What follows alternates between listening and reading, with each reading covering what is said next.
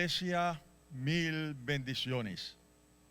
A raíz del comunicado que di a conocer hace algunos días, donde les informaba que estábamos trabajando a marcha forzada para presentar un plan de acción debido a que las condiciones no nos permiten reaperturar nuestro templo en dichas condiciones, quiero comunicarles lo siguiente. Yo soy el primero en reconocer que por muy buena que sea la tecnología y aunque tuviéramos toda la experticia del mundo en el manejo de la virtualidad, aún así nunca la virtualidad será igual al hecho de poder congregarnos de una manera presencial. Por eso seguimos trabajando y monitoreando la situación para a la mayor brevedad posible volvernos a reunir en nuestra casa, volvernos a reunir en el templo que el Señor nos ha regalado. Pero en tanto que se flexibilicen las medidas o que encontremos alguna alternativa, diga usted en 2 o 3 meses, no podemos quedarnos de brazos cruzados. Sé que es mi responsabilidad proveer un espacio o algún mecanismo que nos permita relacionarnos, aspecto fundamental en el desarrollo de una iglesia viva. Así que hemos estado trabajando en una estrategia que ya ha sido socializada con los pastores para luego ser explicada al liderazgo y luego sí, entonces poder implementarla. Esta estrategia nos permitirá cuidarnos unos a otros, pero también poder relacionarnos como esa gran familia que siempre hemos sido. Pero como no hay mal que por bien no venga, esta pandemia que dio lugar a esta serie de restricciones nos ha permitido descubrir una gran falencia. Una falencia que teníamos como iglesia, y es que no estábamos preparados para enfrentar una persecución. Creo que como iglesia hemos estado desapercibidos en ese aspecto, tal vez porque en nuestro país gozamos de plenas libertades para desarrollar el culto a Dios. La pregunta que me asaltaba en estos días era: ¿y si esto cambiara? Si las cosas llegaran a cambiar y tuviéramos que enfrentar una persecución, porque eso puede ocurrir en cualquier momento. Eso puede ocurrir de la noche a la mañana. La pregunta era: ¿qué haríamos?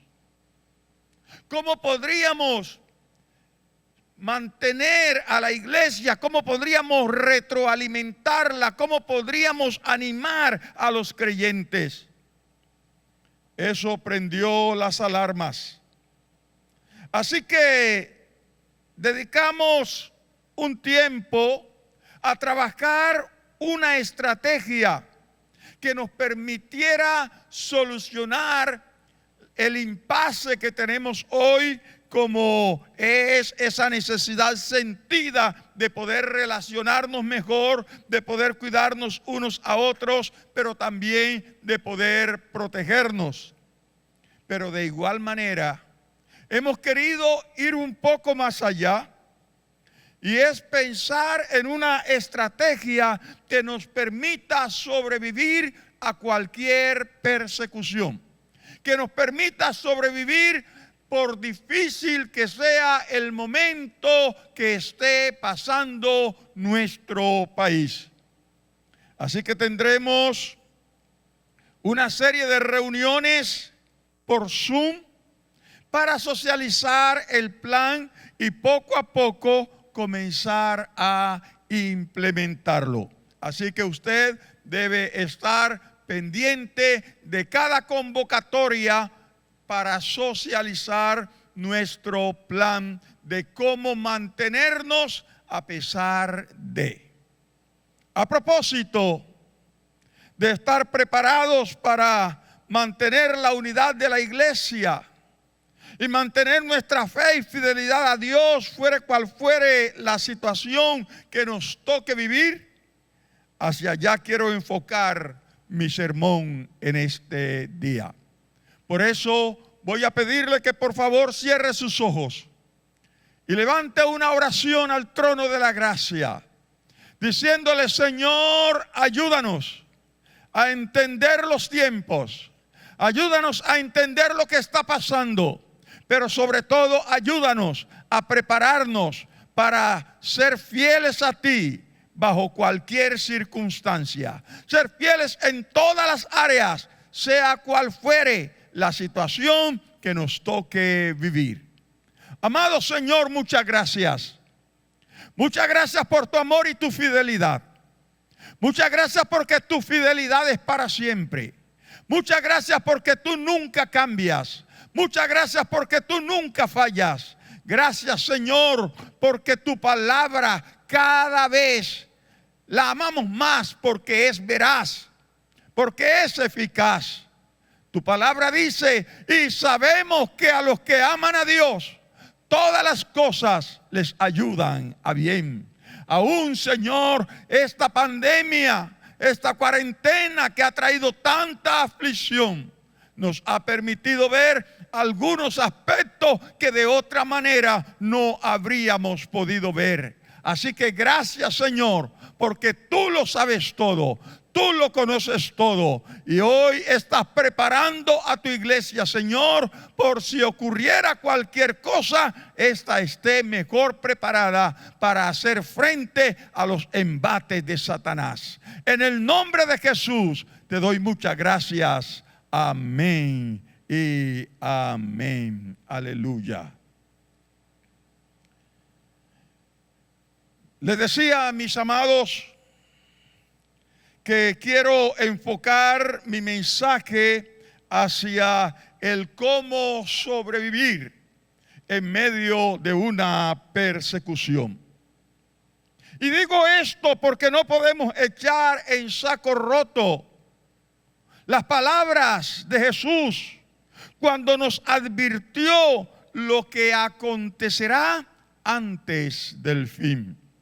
Y quiero leer algunas citas bíblicas. Si puedes marcar tu Biblia o puedes anotarla, hazlo por favor.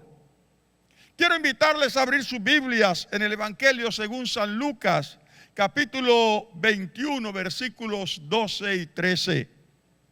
Pero antes de todas estas cosas, os echarán mano y os perseguirán y os entregarán a las sinagogas y a las cárceles. Y seréis llevados ante reyes y ante gobernadores por causa de mi nombre. Y esto os será ocasión para dar testimonio.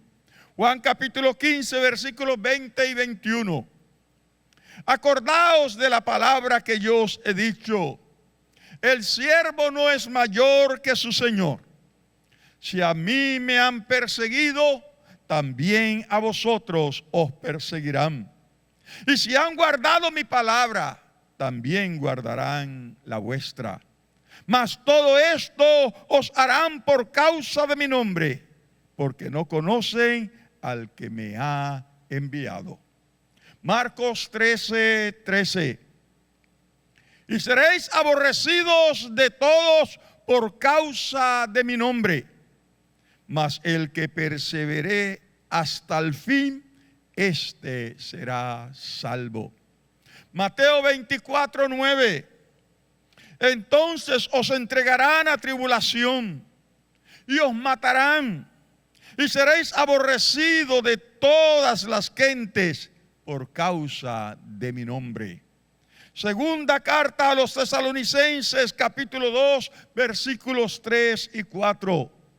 Nadie os engañe en ninguna manera, porque no vendrá sin que antes venga la apostasía y se manifieste el hombre de pecado, el hijo de perdición, el cual se opone y se levanta contra todo lo que se llama Dios o es objeto de culto, tanto que se sienta en el templo de Dios como Dios, haciéndose pasar por Dios. Como podemos ver, mis amados, la advertencia de Jesús es que la iglesia pasará por una serie de persecuciones que se irán incrementando a medida que el tiempo del fin se acerca. A medida que el tiempo va pasando, estas persecuciones se irán incrementando en contra de los creyentes, porque Satanás sabe que le queda poco tiempo. Su máximo esfuerzo por destruir a la iglesia fue en sus comienzos. Sí, hermano. El mayor esfuerzo que hizo Satanás por destruir la iglesia fue en sus comienzos, cuando la iglesia estaba naciendo. Y según Jesús, esos ataques se intensificarán en los tiempos del fin. Antes que llegue el fin, antes que llegue el rapto, antes que llegue el arrebatamiento de la iglesia, antes que llegue la segunda venida de Cristo, entonces ocurrirá todo el ataque más despiadado que podamos imaginarnos de parte de Satanás. Y no estoy hablando ni siquiera del tiempo de la tribulación y la gran tribulación. Estoy hablando de persecuciones previas a esto. Porque esto es lo que hará la diferencia entre los cristianos que serán raptados y los que se van a quedar. Cuando la persecución se incremente, algunos lastimosamente van a retroceder, pero es mi oración y es el propósito de este mensaje que nosotros podamos perseverar, fuese cual fuese la situación que nos toque vivir. Pero mis amados, el sabio y buen Dios nos ha dicho también para animarnos: no temáis, manada pequeña, porque a vuestro Padre Celestial le ha placido daros el reino. Cuando la persecución se incremente, cuando los tiempos se pongan más difíciles, hay una promesa de parte de nuestro Dios: no temáis, manada pequeña, porque a vuestro Padre Celestial le ha placido daros el reino. Oh, iglesia, aunque vendrán días cuando se levantarán muchos en tu contra, cuando se levantarán gente tratando de destruir la iglesia a cualquier precio, hay una promesa de Dios para su iglesia, para la iglesia de Jesucristo. Las puertas del Hades no prevalecerán contra la iglesia. Alabado sea el nombre de nuestro Dios. La iglesia primitiva ya pasó por los embates de Satanás en los momentos de su nacimiento, pero aún así la iglesia se mantuvo. Aún así la iglesia pudo triunfar. Así que ellos, la iglesia primitiva, serán siempre nuestro referente. En consecuencia, hoy evaluaremos qué fue lo que hizo esa iglesia primitiva para resistir el despiadado ataque de Satanás cuando recién la iglesia estaba naciendo. Y el capítulo 4 del libro de los Hechos narra parte de esa persecución que tuvo que enfrentar la iglesia. Y ese capítulo 4 está dividido en 3 segmentos. Y cada uno de estos segmentos menciona un aspecto de lo que le permitió a la iglesia primitiva resistir la persecución. Y no solo resistirla, sino después salir aún fortalecido de ella. Así que vamos a leer y vamos a mirar cuáles fueron esos aspectos que le permitieron a la iglesia primitiva no solo resistir, sino por el contrario, cuando menguó la persecución, ser una iglesia mucho más grande, mucho más sólida, mucho más comprometida con su Señor. Libro de los Hechos, capítulo 4, versículos 1 al 22. Hablando ellos al pueblo, vinieron sobre ellos los sacerdotes con el jefe de la guardia del templo y los saduceos, resentidos de que enseñasen al pueblo y anunciasen en Jesús la resurrección de entre los muertos. Y les echaron mano y los pusieron en la cárcel hasta el día siguiente, porque era ya tarde. Pero muchos de los que habían oído la palabra creyeron, y el número de los varones era como 5,000. Aconteció al día siguiente que se reunieron en Jerusalén los gobernantes, los ancianos y los escribas, y el sumo sacerdote Anás y Caifás, y Juan y Alejandro, y todos los que eran de la familia de los sumos sacerdotes, y poniéndoles en medio les preguntaron: ¿con qué potestad o en qué nombre habéis hecho vosotros esto? Entonces Pedro, lleno del Espíritu Santo, les dijo: gobernantes del pueblo y ancianos de Israel, puesto que hoy se nos interroga acerca del beneficio hecho a un hombre enfermo, de qué manera éste haya sido sanado, sea notorio a todos vosotros y a todo el pueblo de Israel, que en el nombre de Jesucristo de Nazaret, a quien vosotros crucificasteis y a quien Dios resucitó de los muertos, por él este hombre está en vuestra presencia sano.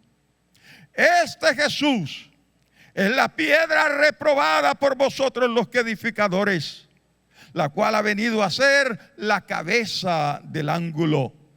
Y en ningún otro hay salvación, porque no hay otro nombre bajo el cielo dado a los hombres en que podamos ser salvos. Entonces, viendo el denuedo de Pedro y de Juan, y sabiendo que eran hombres sin letras y del vulgo, se maravillaban y le reconocían que habían estado con Jesús. Y viendo al hombre que había sido sanado, que estaba en pie con ellos, no podían decir nada en contra.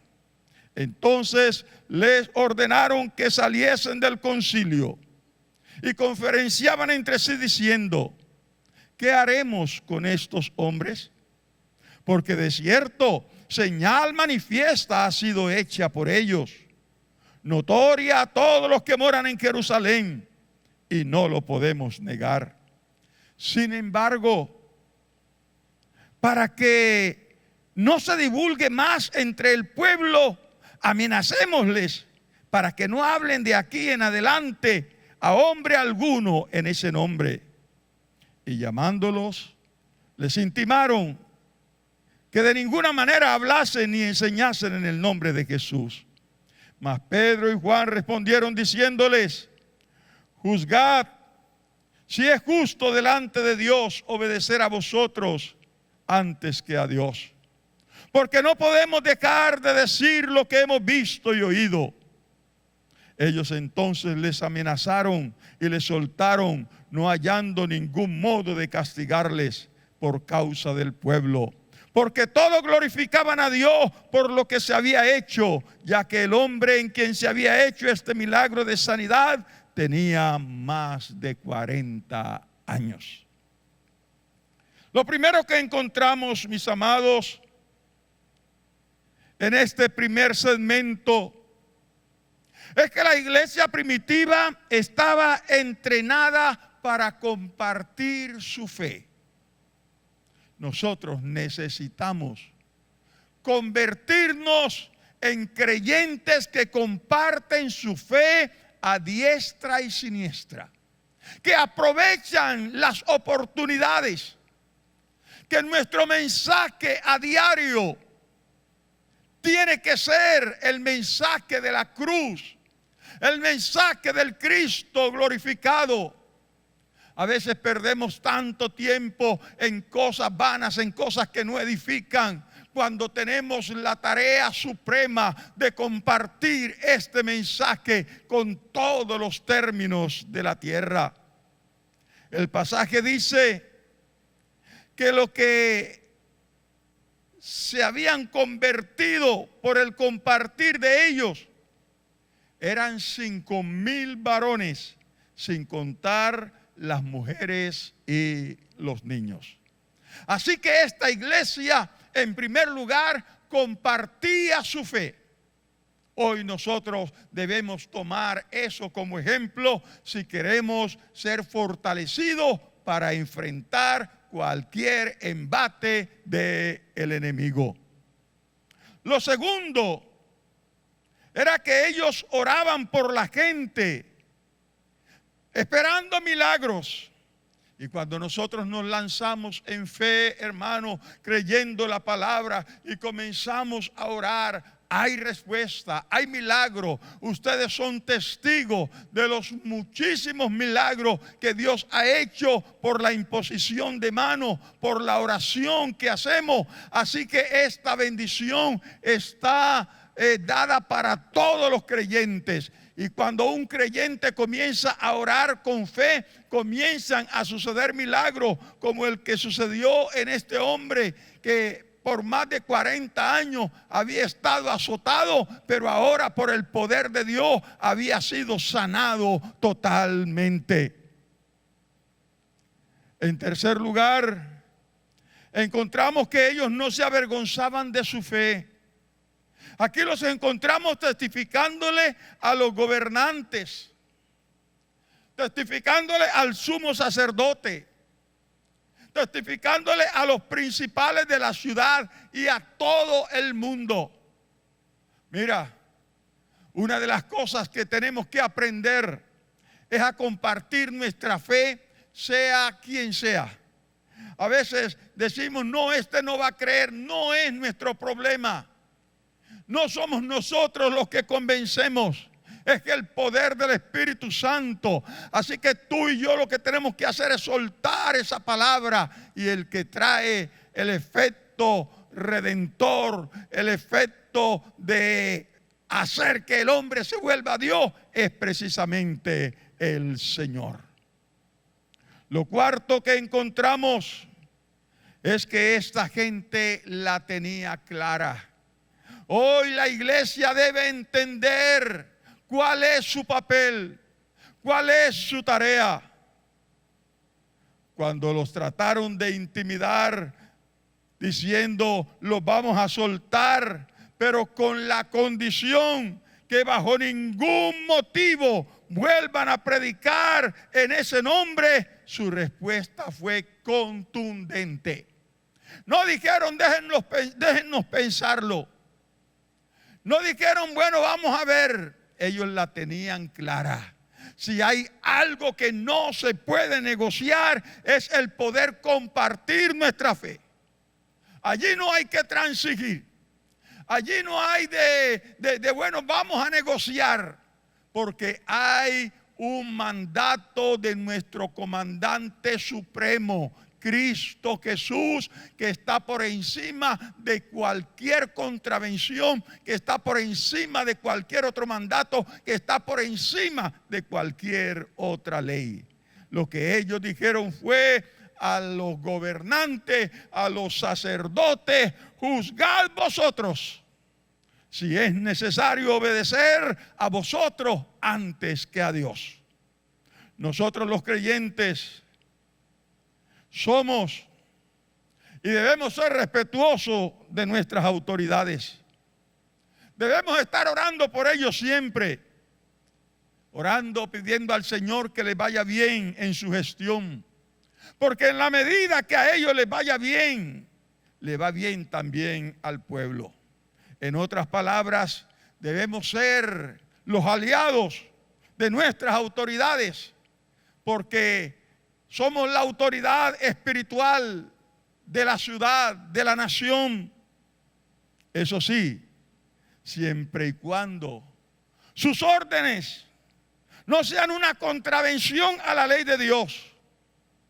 Cuando sus órdenes o decretos no traten de callar el mensaje del evangelio, pues es la tarea suprema de la iglesia, predicar el mensaje de buenas nuevas, que Jesucristo murió y resucitó para que todo aquel que en Él crea no se pierda, sino que tenga vida eterna. Aleluya.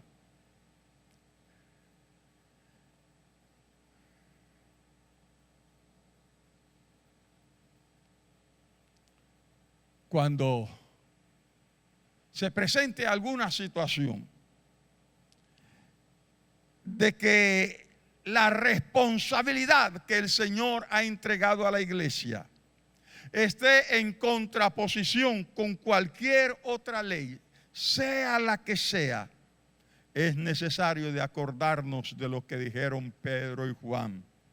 Es necesario obedecer a Dios antes que a los hombres. Miremos entonces el segundo segmento. ¿Qué fue lo que hizo la iglesia primitiva para convertirse en una iglesia que no solo resistió la persecución, sino que también pudo salir fortalecida en medio de ella? Hechos capítulo 4, versículos 23 al 31. Y puestos en libertad, vinieron a los suyos y contaron todo lo que los principales sacerdotes y ancianos les habían dicho. Y ellos, habiéndolo oído, alzaron unánime la voz a Dios y dijeron: Soberano Señor, tú eres el Dios que hiciste el cielo y la tierra, el mar y todo lo que en ellos hay. Que por boca de David tu siervo dijiste: ¿por qué se amostinan las gentes y los pueblos piensan cosas vanas? Se reunieron los reyes de la tierra y los príncipes se juntaron en uno contra el Señor y contra su Cristo. Porque verdaderamente se unieron en esta ciudad contra tu santo Hijo Jesús, a quien ungiste, Herodes y Poncio Pilato, con los gentiles y el pueblo de Israel, para hacer cuanto tu mano y tu consejo había antes determinado que sucediera. Y ahora, Señor, mira sus amenazas y concede a tus siervos que con todo denuedo hablen tu palabra, mientras extiendes tu mano para que se haga sanidades y señales y prodigios mediante el nombre de tu santo Hijo Jesús. Cuando hubieron orado, el lugar en que estaban congregados tembló y todos fueron llenos del Espíritu Santo y hablaban con denuedo la palabra de Dios. Mis amados, este segundo segmento nos habla de lo fundamental que fue la oración y el compartir las cargas, pero también lo importante de estar llenos del Espíritu Santo. Cuando lo soltaron, dice la Escritura, que ellos compartieron con un grupo de hermanos que estaban orando por ellos. Mientras ellos estaban allá detenidos, la iglesia estaba haciendo oración por ellos. Y ellos llegan y les comparten las amenazas que habían recibido de parte de los gobernadores, de parte de los líderes religiosos, de parte de todos los principales. Pero dice la Escritura que los hermanos que estaban allí, levantando su voz, comenzaron a orar. Señor, Señor, mira sus amenazas. Pero no fue cualquier tipo de oración. Fue una oración con tanto poder, de tanto fervor, una oración que les salía de lo más profundo de su corazón. Al punto que dice la Biblia que el lugar donde ellos estaban tembló. Y todos fueron llenos del Espíritu Santo y comenzaron a hablar ahora con más denuedo la palabra del Señor. Eso quiere decir que ellos salieron de allí empoderados, con ganas de hablar de Jesús a Raimundo y todo el mundo. Y así lo hicieron. Resultado de esa predicación llena de fervor, respaldada con la unción del Espíritu Santo, fue muchísimas conversiones de gente que ahora hacían lo mismo. Todo el que se convertía comenzaba a predicar. No conocía mucho de doctrina, no conocía ni siquiera cómo predicar, pero daban su testimonio. Y eso era suficiente para que la gente se convirtiera a Cristo. Dice la Biblia, y el Señor añadía a la iglesia los que habían de ser salvos. Miremos el tercer segmento, Hechos capítulo 4, versículos 32 al 37. Multitud de los que habían creído eran de un corazón y un alma, y ninguno decía ser suyo propio nada de lo que poseía, sino que tenían todas las cosas en común. Y con gran poder los apóstoles daban testimonio de la resurrección del Señor Jesús, y abundante gracia era sobre ellos. Así que no había entre ellos ningún necesitado, porque todos los que poseían heredades o casas las vendían y traían el precio de lo vendido y lo ponían a los pies de los apóstoles, y se repartía a cada uno según su necesidad. Entonces José, a quien los apóstoles pusieron por sobrenombre Bernabé, que traducido es hijo de consolación, levita, natural de Chipre, como tenía una heredad, la vendió y trajo el precio y lo puso a los pies de los apóstoles. Este tercer segmento nos habla del grado de unidad que alcanzó la iglesia primitiva. Llegaron a tener las cosas en común. Lo de uno era de todos. No había rivalidades. Es que yo tengo más que tú. Es que yo soy de tal familia y tú vienes de un barrio marginal, etcétera. Eso no se presentaba en la iglesia primitiva. Si algo bueno tiene la persecución, es que acaba con todas esas discusiones bizantinas de doctrina que en vez de unir solo dividen. La persecución acaba con esas tonterías de yo soy de Apolo, yo soy de Pablo, yo soy de Cefas. Y de cuántos centímetros después de los tobillos debe ser la falda de la mujer, de si se debe o no tocar las palmas, que si hay que orar en voz alta o en silencio, etcétera. La persecución termina con todo eso. Cuando la iglesia ha estado perseguida, lo único que le importa a los cristianos es saber que el otro ha sido lavado con la sangre preciosa de Jesús. Es lo único que importa. La persecución entonces hace que las personas se centren en lo vital y no en lo periférico. Mis amados, solo la unidad nos permite resistir cualquier tipo de persecución. No importa cuán pequeños o débiles seamos y cuán poderoso sea nuestro enemigo, si estamos unidos podremos vencer. Mientras estemos unidos, todo lo podemos lograr con la ayuda de Dios. El mejor ejemplo de lo que estoy diciendo nos lo dan los árboles de secuoya.